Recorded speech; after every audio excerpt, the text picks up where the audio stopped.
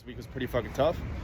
I had a lot of curveballs I had to deal with, but with the curveballs, I did not stop my workouts, because if I didn't work out, mentally I don't know where I'd be. And that's what's so important. Like, for example, right now it's raining. I'm doing my video. Because of me slipping through my daily process and not having enough time, or quote unquote not having a lot of time, I just basically had to find a time and place to do it. I can do it in my house, but I like doing it outside on purpose to get myself in the mindset, which I always talk about, any place, any time, gym, home, office, or outside. Once you're comfortable doing a video, training anywhere, in those, any circumstance, anything, just pull out your phone and fucking make a video, you're unstoppable, because now you're not really constrained by any sort of limitation. Anyways, point. This week I had a lot of curveballs, and my mind went negative. And when my mind went negative, it became really hard for me to do certain tasks throughout the day, and it became really hard for me to do errands. I felt limited. I felt fucking victim. I was blaming people, saying it's all their fucking fault. You know, my head, they did this to me kind of thing. But that's the thing. It takes a bit of self-awareness to be able to just notice it. When I picked up on it, the first thing I did when I picked up on it, I started pointing it on me. And once I started picking it up on me, I was good to go, right? Because then I got my workout in, I grinded it out, and once I grinded it out, I was good to go. See you guys around, huh? Yeah, and that guy over there and the girl, they were walking their cat. Anyways, point. So yeah, so like, I needed to work out, because when people get triggered by fucking anything, and it happens, I don't know how people are able to just deal with negativity or any sort of trauma. When I say trauma, I mean something just that irritates them from an external source. Something that someone says, something that happens, and it's on their mind 24/7, lingering over and over and over again. What are you doing to get it out of your system? Are you doing drugs? Are you doing alcohol? Because that's a mask that doesn't turn off the internal fucking system, saying calm the fuck down. It just gives us some kind of pleasure to mask the pain, but once you take the drug and alcohol away, it just feels as bad as worse. So I grounded my emotions, I did a workout, and I snapped out of it. And what I learned from my experience, it's not the experience that fucks us up, it's how long that negativity, that negative thought is running through our fucking mind. That's a huge fucking thing that no one talks about. So you get triggered because someone didn't hold the door open, and they kind of just like, you know, they just took their sweet ass time to go through it, and they didn't say thank you, and that bothered you. And so, or someone said something rude at work, right? There's a piece of miscommunication, and you might have taken it personally, right? Then you start calling the guy racist in your head, and making all these narratives in your head, and you're sort of running through your head, and you're wasting your fucking time about nothing. What are you doing to fucking ground your emotions?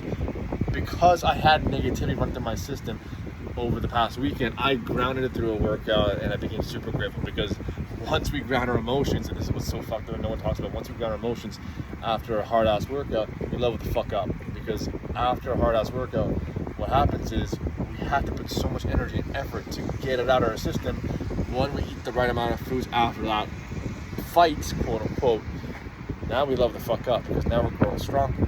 That's why whenever I see a person with a savage ass body, lean as fuck, shredded, I just think a person just went through just a lot of mental trauma. But they're no different. It's not like they went through a lot of heartaches, crazy ass shit, they all got through some crazy ass abuse. It's very subjective based on the person, right? So for somebody, for me, for example, I got just bullied a lot. I had loving parents, but there were, you know, there's a lot of negativity in our household, and it was unintentional, because a lot of people didn't know how to control the temper. They didn't know how to control it. They didn't have the tools or the wisdom. Because in the Middle East, exercise and fitness is not a mental health thing. It's not an emotional thing. It's a fitness superficial endeavor. My parents, my dad, when I first started training, he's like, don't focus on school. Focus on school? I can't focus on school. That's what people didn't fucking get. I cannot focus on school. What do you mean focus on school? I couldn't have this conversation because I was so in my own world. I felt so like stiff internally. I didn't want to have that conversation. Tell Dad, I feel like I'm fucked up. Mom, I feel like I'm fucked up. Something's going on. Puberty, I don't know what the fuck it was, but the cure was the workout. The cure was grounding my emotions. And once I had that first few workouts, I like to say my first one, but it was actually my second or third one.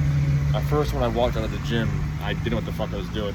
But once I had a proper blueprint and I got my workout in based off what the person said I should do, and I got some kind of mentoring basically and coaching, fuck, I never forgot that feeling. And because I never forgot that feeling, I just literally wanted to live in that fucking, I said literally, I wanted to live in that state 24/7. That's where Sam Jimmy came from. You can put Sam in a gym, but you can't take the gym out of Sam, as my friend Jomo likes to coin it. Because the gym was church for me. I tapped into a spiritual level. It's where I got rid of any sort of negativity, and I fell in love with myself. Again, right? Because as a kid, growing up, I had a good childhood up to the age of 7, 8. Then puberty hit. Then I started to hate myself. I fucking hated my circumstance. But I knew there was something wrong with me because I had a good childhood. I just remember blinking my eyes and just being like, the fuck happened, bro? Like, you're fine. What's going on with your head? Why is everything's just so negative? I didn't know. I had no idea. Everything was positive once upon a time, and all of a sudden everything was negative once upon a time. And it was literally external circumstances. A lot of stress in the house, a lot of negativity in the house, a lot of temper in the house, a lot of expectations in our household, school, financial. I was getting my ass whooped at school. I didn't want to tell my dad about it because my dad had a temper, and he'd just go in and literally destroy the fucking principal verbally. He'd probably take the computer and throw it out the fucking window. That's my dad. It wouldn't surprise me. Huge heart, huge fucking heart. But temper? Cross him. You don't want to cross him, and you have to deal with that explosive temper here and there. So just something for you guys to reflect on today. If you're dealing with some kind of negativity, use your workouts to ground it out of your system. I've had curveballs. This week was a massive fucking curveball, and I was beginning to blame my parents. A lot of my parents are worried about my path I'm taking in my life. It's unusual. It's different. It's not your typical Middle Eastern path of getting to become a doctor, engineer. So they're very fearful. They're very angry. They're very, just very emotional, just negativity. But they don't have an outlet. They don't have a tool to kind of use to ground their emotions. I had to tell them, guys, do I have the body? You guys always say, Sam, you're very smart. You have the knowledge, you have the backing, you have everything to make you a good trainer. So, like, what are you guys worried about? I'll figure this out. That's my parents for you, so. Lots of love, people. Just keep training, keep grinding. If you're feeling negative, just realize it's an internal signal that it's trying to preserve itself and go back into a normal state. If you're feeling negative, it's a warning saying you're going in the wrong direction, or you need to act and get this out. You might be feeling a lot of pain because you're not doing something, or you might be feeling a lot of pain because you're angry, you're resentful, you're jealous, but you don't have something. So you gotta act. You need to change. Internals. The answer's within you. Just put it that way. The answer is within you. Once you stop looking outside for a solution, realize the answer is within you. You're gonna figure out what you need to do. There's two voices in our head. There's the voice that tells us what we need to do in the right way and what we shouldn't do. What we shouldn't do is the emotional one that gets, the ego gets in the way. I don't feel like doing that.